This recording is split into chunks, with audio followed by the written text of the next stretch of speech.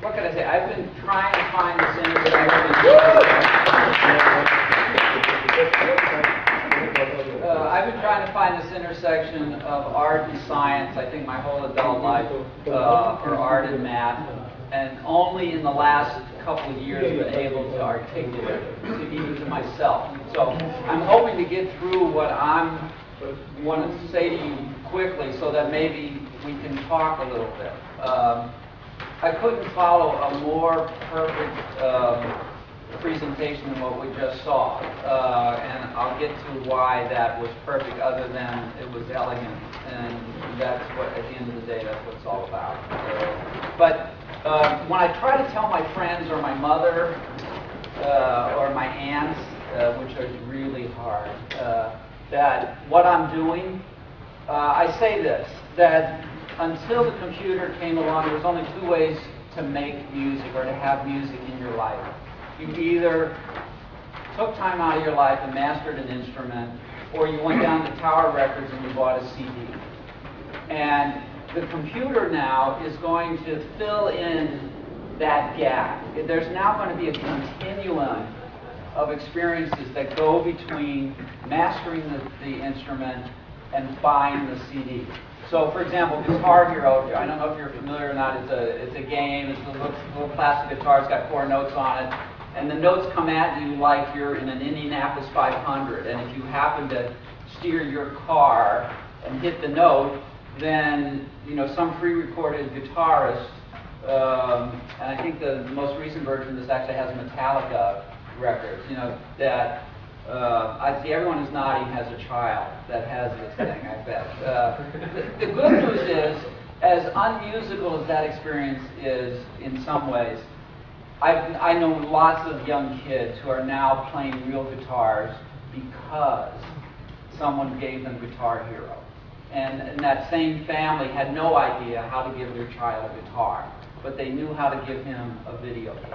So there is some good news in this video game thing. All right, so now I'm going to come back to this logic, but just to give you an idea of where I'm at, and I must say quite humbly, I am at the place that Dimitri wants to say is nowhere, and I readily agree with him, that all I'm doing is taking some numbers and mapping it naively into music. And I'm going to say more about that, about what's right and wrong about that. But just to let you know how I've done it, in 2001, when Stephen Wolfram's New Kind of Science came out, and there was this book, 1,200-page book with all these patterns in it, the first thing I said to myself, I wonder what these patterns sound like. So I whipped this up in a really fun piece of software called Max MSP. I whipped this up.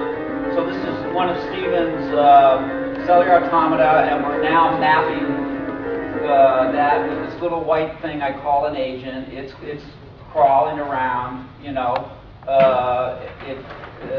This white thing is being blown up here, right above the keyboard. It has sampled 2 black pixels, there's 2 blue pixels, 2 black, and you can see that this is being mapped very directly. I guess that's 3 black pixels. It's being mapped very directly onto the keyboard and sounds really awful. Right? Now this is where my music friends, as I start to improve my lot in life here, because I've taken this fairly beautiful graphical picture and I've turned it into absolute crap, you know, as music, right? So now I'm just going to start applying anything I can do to make it sound better. Right? So the first thing I want to do is I want to pick what musicians would call a pitch set. That is, musicians who've gone to school. Trust me, musicians who don't go to school don't know it's a pitch set. But I'm going to take the pentatonic scale, and if ever these red notes hit something that's not in the pitch set, I'm not going to play it. So I'm going to turn that off. And we're already on our way to something that's beautiful, right? And I'm going to make no bones about it. My goal in life is to pursue beauty. Okay. In other words, I'm not per se pursuing insight, I'm pursuing beauty, but they're wrapped up in some deep way. So there you have it. At this point, there's millions of things we could do. We could start changing the pitch set periodically.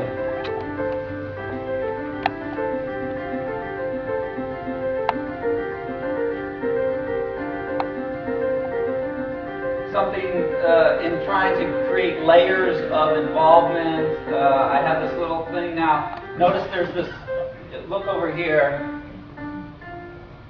So now I have this thing that's sampling the cellular automata, but then I have this other thing that's sampling that sample space. And I thought maybe part of existence in this universe is about sort of these layers of abstraction or hierarchy.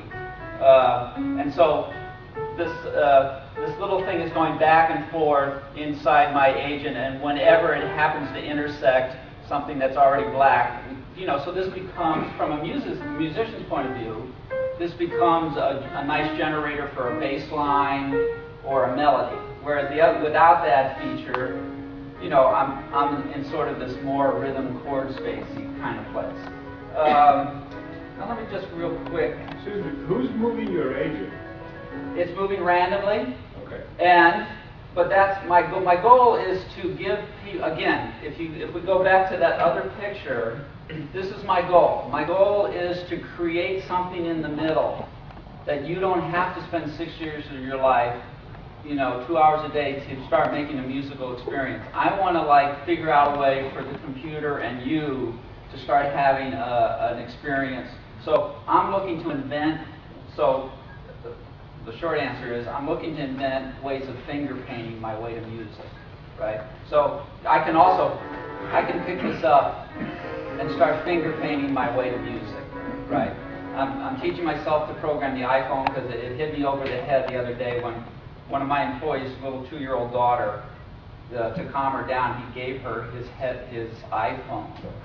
And she opened it up, she went to her app, she had her little finger hit the wrong app, she closed that app, she went back to the I forget what the springboard, I think they call it, found her app again, and got started. And she's 2 years old. And I'm saying, wait a minute, where have I been? This is the musical toy that I've been waiting for. So I have every intention of start inventing lots of finger paint your way to music. And inside that computer, inside that is going to be an awful lot of mathematics. So the question is, the subtle question is, what is this sophisticated mapping between numbers, math, and music? So I'll be glad to show you more of this. This piece of software was an attempt to just get lots of ideas going. So none of them are sophisticated. But I can tell you at the first new kind of science exhibit, when I put this up on the screen and everyone had seen these patterns and I hit play, there was like a gasp in the room. Like people hadn't thought, what does this stuff sound like? Nor, they're so used to, time is moving down the page. But when you look at these things, you forget that time's involved. And so because it's this two-dimensional geometric thing. But you can't listen to music except in time. So it was this reminder that this stuff was for time. Yeah. How many octaves do you have on that keyboard? I don't know. Because in the world of synthesizers, the keyboard is such an obvious input device that you use it to represent things other than notes. So I just probably chose this huge range so that part of the keyboard could be involved with changing, instruments, and part of it would be notes and, I just wondered if you were going to produce 16 Hertz. No. All right, so let's... Or 8,090. I'd like to hear that. All right, so that's the show and tell part of the... Let me get on with my message or my quandary. There's even my aunt, who still doesn't understand what I'm trying to do with my life, knows that there's some sort of rhyme between math and music, right? And this is the naive model that I think all of us succumb to, is that there's math, there's music, we ought to just invent this thing in the middle and we're all set. My partner and I want to suggest that we need to get a little more subtle in our thinking. That the first thing we might want to do is notice that there's math, and then there's theories about math. And if we start at the other end, there's music, and then there's theories about music. That box still is in the middle, and it might be easier or more potent for us to notice that mapping or rhyme that we're looking for there in box 3 has something more subtly to do with these mapping of these two theories about the endpoints, and that the endpoint of music and math are actually a little further apart than we think. Okay, so we love to toy with the words objective, subjective in that middle space, and explicit and implicit in that middle space, and I'll get to all of that in just a second. What do I really want to say to you this morning is what is this nature of inquiry?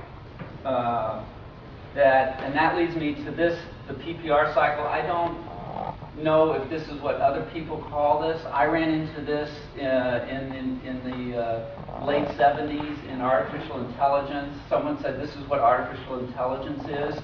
It's production, perception, reflection. Your robot or your computer program does something, some other part of the process in the computer perceives what has been done, and then a decision gets made, and then that cycle returns. So we're caught.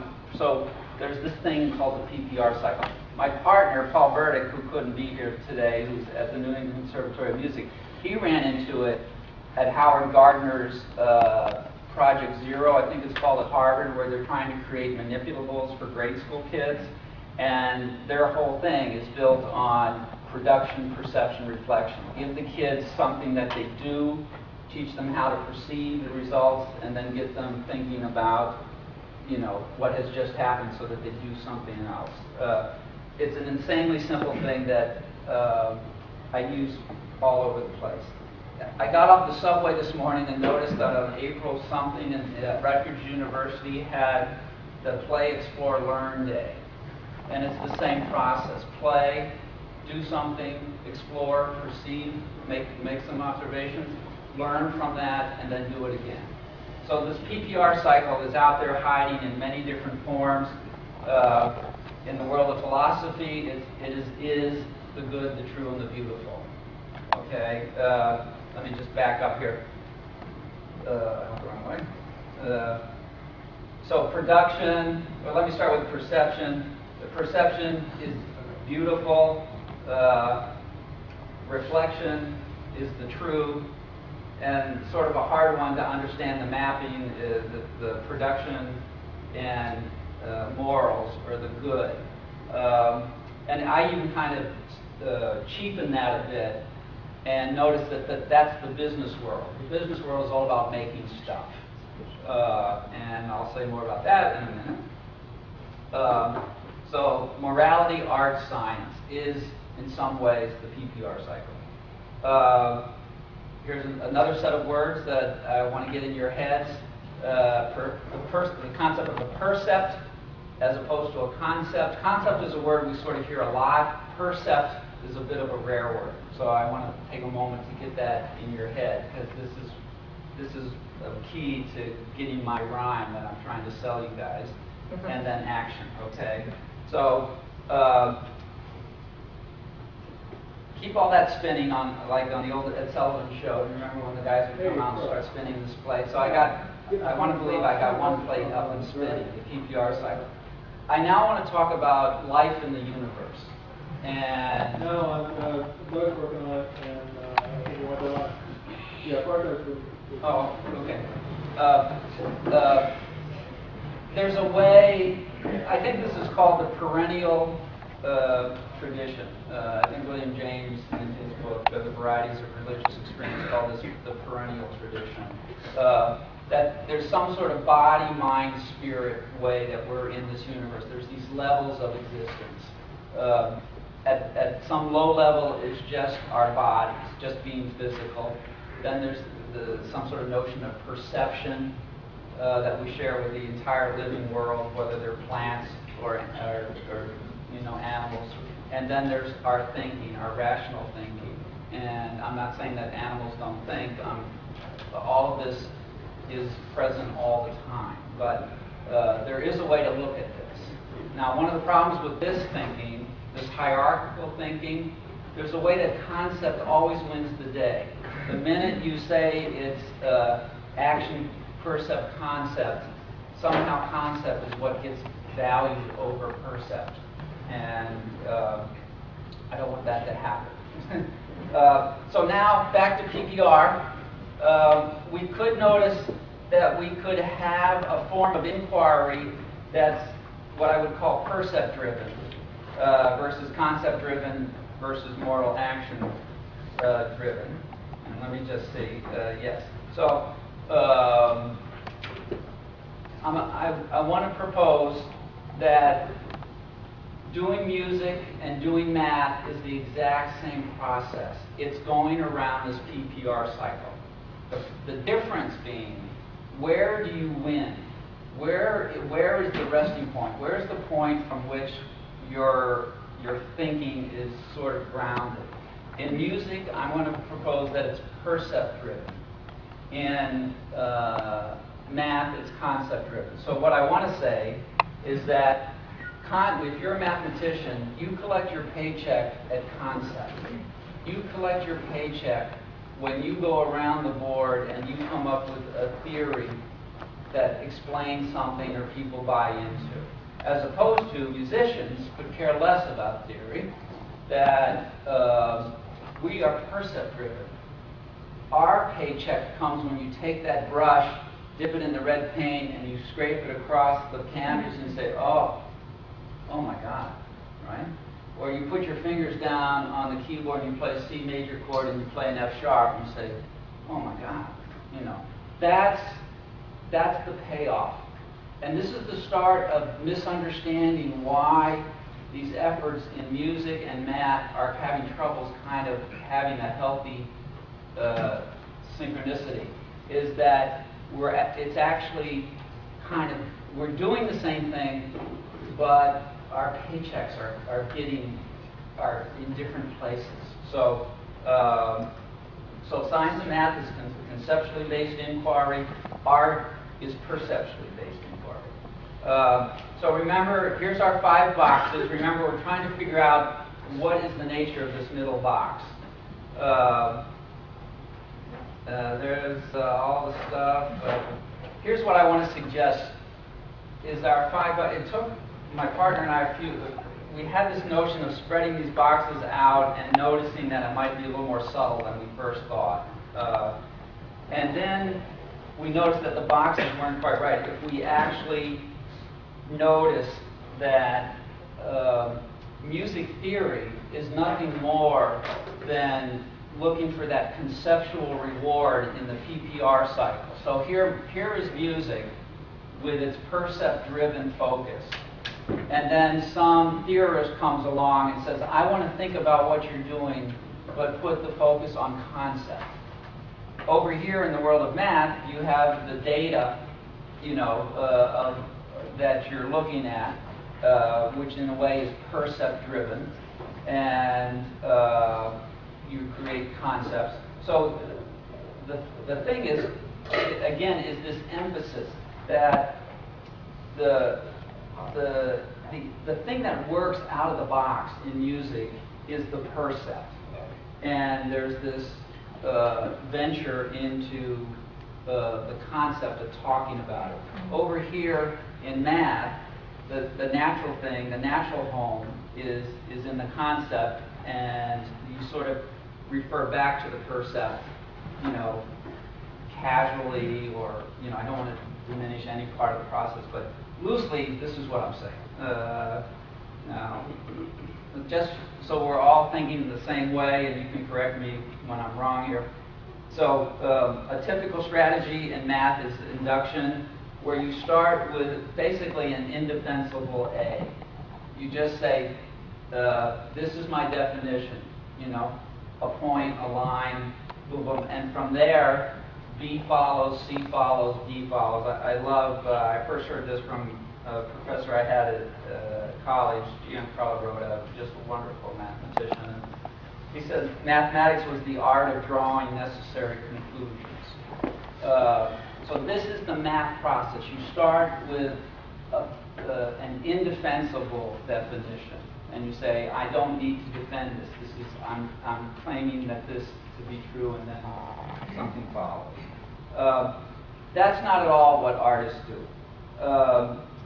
Artists, there might be a first position, but what there really is, there's the continuation forms a chain or a loop, and it's a perceptual whole right from the start. So the goal in artistic induction, if you will, is refining those relationships, but in this whole unified circular way, if you will. There's a lovely essay. Heidegger's got an essay called "On the Work of Art," where he takes on the whole issue of what is a work of art. And I won't go into any of that, but right from the start, he realizes he's caught in a vicious circle of definitions. And he says, but I want to suggest that it's not a vicious circle, it's a virtuous circle. That there's something very real and natural about circular thinking. And this is the world that artists live inside of. So now I want to talk about success in these two domains of thinking. When math is successful in its explicit linear way, we look for some sort of reinforcement in its implicit whole way. And when we find that, suddenly the math becomes beautiful. I have this little whole thing set aside with Pythagorean's theorem, which maybe we can get to, maybe we won't, but any theory, I think right now we're sort of living through this era where Fermat's last theorem has been proved, but no one will claim that the proof is beautiful yet. That somehow it needs to sit inside some larger whole in a way that's going to satisfy us. So my point is that in the world of math, rational, explicit thinking, we look for that reinforcement in this implicit, holistic way. And when we find it, we say it's beautiful, we say it's art. The art world sort of operates the opposite way. Once we have the wholeness, and now we're looking for a feature that reveals its linear success in a way that's what Dimitri has done so beautifully for us by making some notable observations about even though we're talking about discrete objects, 12 objects, let's get them back in the continuous plane, and some pretty beautiful stuff falls out of that, and might even explain the success of Chopin's music. We already knew the music was successful, but now we actually might have a linear explanation, a mathematical explanation of where that success is coming from. So often I tend to exist in negative space all the time. I always think of disease situations, but in my world of music, there's this stuff called muzak, or elevator music, which isn't music at all. It just happens to use the same process that real music is. And the problem is, or you can start noticing what's wrong about music by taking it apart mathematically and follow the induction backwards to that arbitrary first point, and that's the problem with it. You actually get back to a point that was quite arbitrary. It was arbitrary in its arbitrariness. There was nothing whole about the process of music, and so, which is why it's not beautiful. So in math, you're basically done when you've figured out what's been left out. And when you figure out what's been left out, it clicks, it's beautiful, it's art. In art, you're done when you figured out what can't be left out. You can't possibly live without this one brushstroke. this one note, this one chord, you know. So, all right, so that's sort of what I wanted to say. I'd like to stop here and get some questions or, you know, queries or whatever. Yes?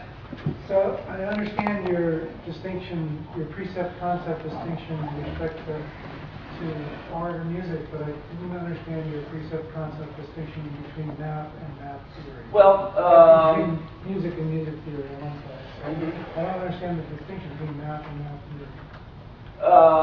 There is there's definitely something that happens in the universe that is not math per se, but it is the data from which the math comes from. So we could talk about how many head of cattle you own, and then we could say, well, we need a concept to talk about how many head, so we invent numbers, right?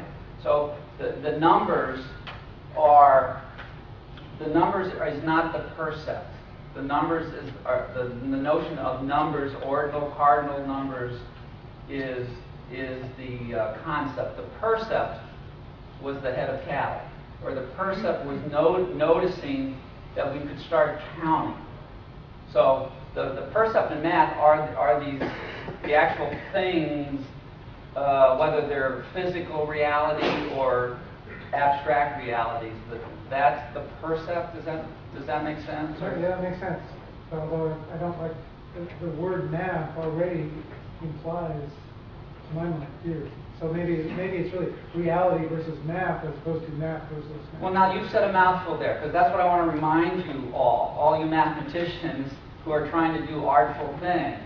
I want to help you take that apart a little bit and get back to noticing that this sort of gets back to that other chart I have of body, mind, spirit, or physical action, perception, conception, that if we're going to find really good mappings and resonance with the art world, we've got to go back and notice that within our math world that is so chauvinistic on concept, that there's percept in there, and I got to get you noticing that again, or you're not going to help us artists create tools or to create insight until you start seeing that rhyme.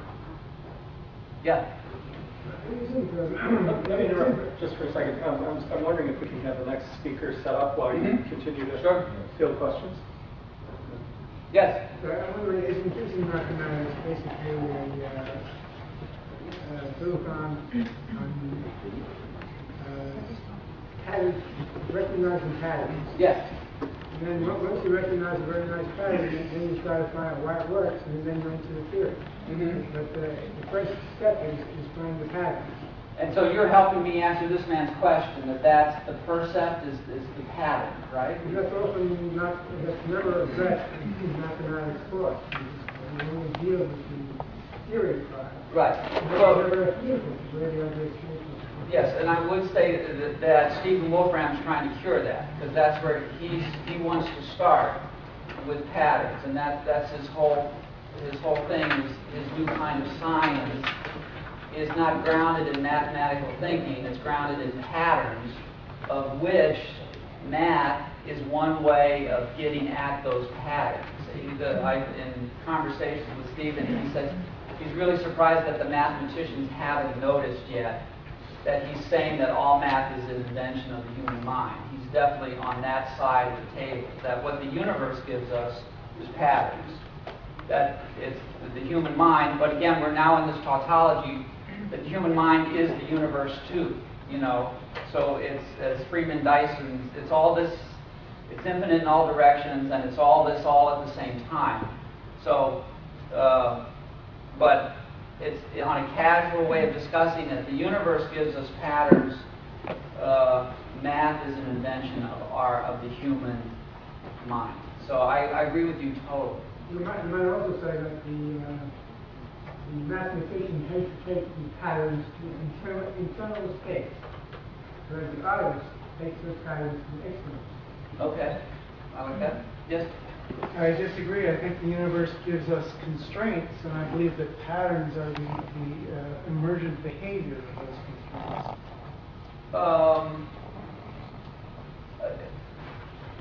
I must admit, in undergraduate school, when we came upon boundary value problems, I just loved them. I said, this is the coolest thing.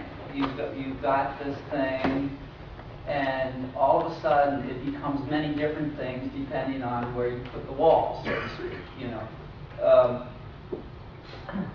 perhaps that's a way of looking at the universe. It's sort of like positive negative space. Exactly. And that's the whole artist journey right there, is, you know, what are you calling the self? You know, and the self can only be defined by non-self.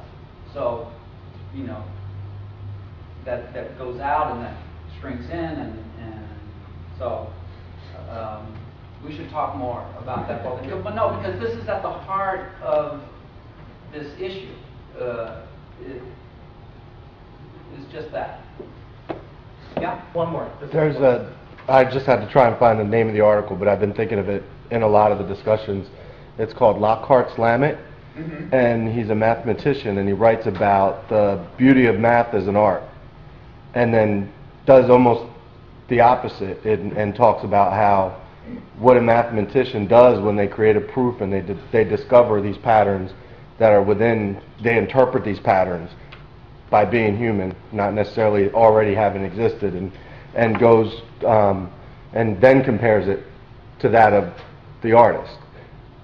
Instead of it's an interesting article that talks about the beauty of mathematics, almost in a very similar way that you're.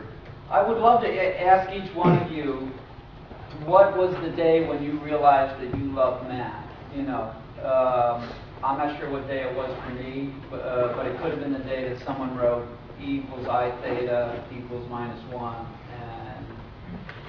and you know, do the Taylor expansion of that, and everything drops out and move it, and you just sit there and you say, oh my God, you know, right? I don't know what day it was when that's the day that I realized that math was beauty and was art.